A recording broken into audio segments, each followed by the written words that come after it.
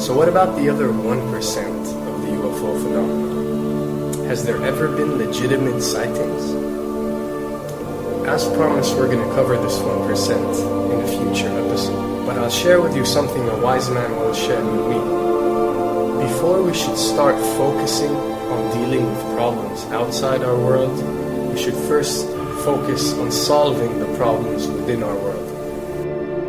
And before you can start solving problems within your world, you first have to solve problems within yourself and within your surrounding environment of family and friends. So basically what I'm trying to say is that we have priorities that we need to focus on first and foremost so we can successfully build our lives and our minds. Now, it's no secret that the difference between what the government knows about UFOs and aliens and what is shared or released to the public is extremely enormous. And unfortunately, governments and several organizations on Earth are taking advantage of the UFO phenomenon to achieve worldly agendas. So why do we see particle beams, huge ones, firing at things that are, you were saying 200,000 Gs? Yep. I mean, go over that. Well, because I think it's part of a test for if there are bad guys out there. Or maybe they're doing preparations for factions. We may be looking at more than one faction. Remember, these groups tend to fragment. They fractally fragment so that you have wars within wars within wars. You know. But why would NASA release that footage? Well, remember, you've got all the good guys in NASA, and then you've got a few who are not good guys. The good guys don't know that there's something to keep secret. Remember, the lie's different at every level. They believe the lies they've been told. So when you set up a structure, an institution, which is supposed to be open and above board and is supposed to present live TV of the shuttle missions, they present live TV. Now, the controllers can't say, oh, well, you can broadcast this, but you can't broadcast that. Because the honest guys will then say, sure. Well, why can't we broadcast that? So people always say if this was happening, it would come out, and it is coming out. Well, I mean, I agree with you. When you've got the Catholic Church saying we need to love the aliens, they're our brothers, when you've got every major denomination saying it, when you've got all the movies and you've got, in the 80s, huge programs at the Olympics with aliens landing, fake aliens, and you've got huge things the size of 3 football fields floating over Dallas and stuff all over the place, something's going on. And then I read government documents about fake extraterrestrial landings. Any of this. Why? I mean, you believe it's fake. Remember Operation Northwoods? Yes. Okay. Or we can go to the, September 11th. Governments do huge, big things to sway populations at key nodal points in history. They love hoaxes. Yeah, well, they manufacture history is what it is. We are building, all my UFO friends, I need to shake them because they're so, frankly, they're extremely naive, Alex. They really believe we're building toward disclosure. I believe we're building toward a mass, carefully manufactured, fake event where ETs, who are really humans, who are really part of this secret clique, who are probably Nazis, who have developed and perfected their technology from World War II, which is why you've got to get, Joseph on. They are going to basically fake out the world.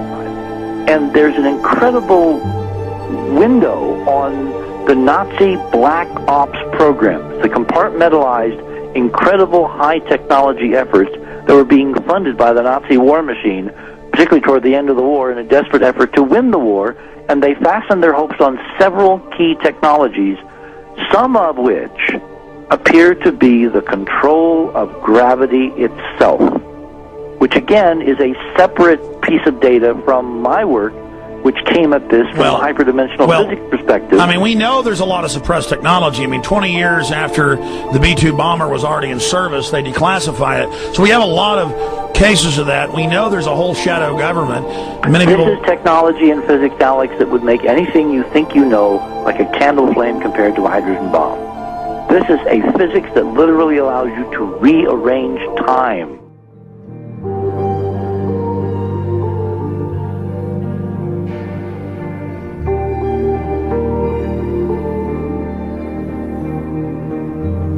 movement, but I mean, imagine you've got all these compartments in these pyramids within pyramids of compartmentalization. That's why that's the New World Order symbol.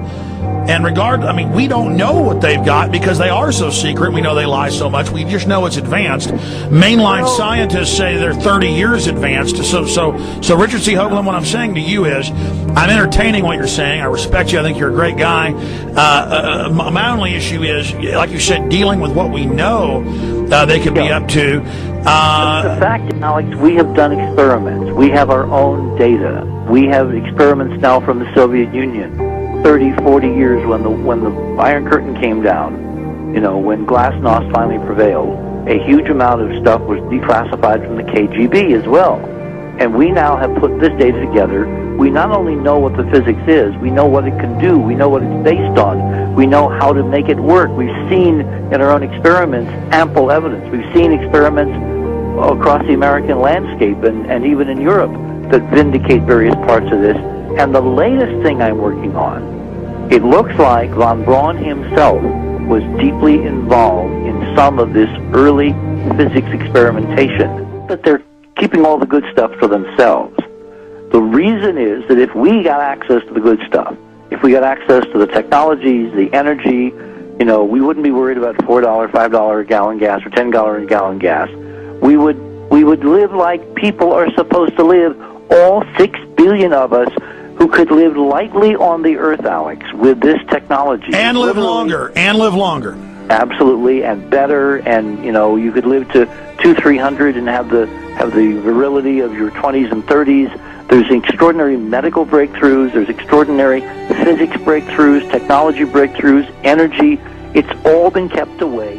Think about it. We're already on a planet hurtling through space, all these wonders around you, and you've been taught it's bizarre to question, and that's because there's so many kooks in the alternative movement who do talk about ridiculous, Hollywood-style green men, instead of really looking at the shadow government and all these crazy secret societies that are admittedly running NASA and the shadow government. Now, ladies and gentlemen, during this talk that I'm going to give you, I'm going to explain to you the history of this phenomenon, who the secret government really is, and I will name them by name, beginning group, the study group.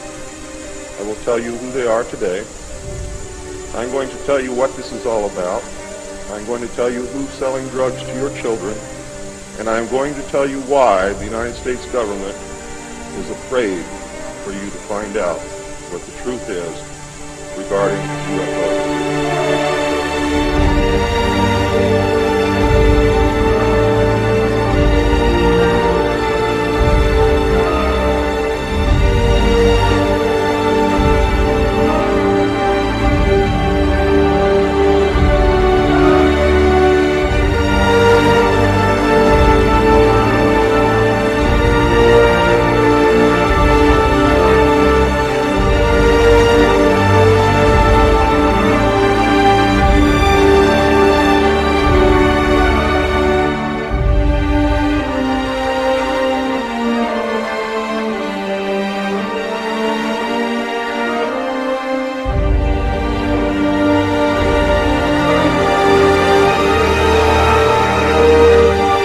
And it turns out that even though she remembered that she'd been part of the team to debrief the astronauts, she couldn't remember a thing that they said.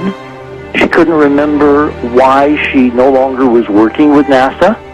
She couldn't remember. In other words, her memory lapses were enormous, and I don't think they were feigned, because we now found the same pattern in all the flight crews.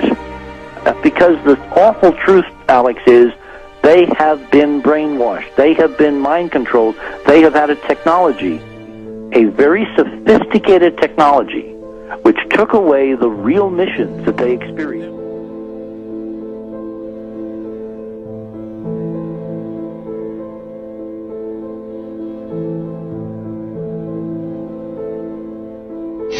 Sorry.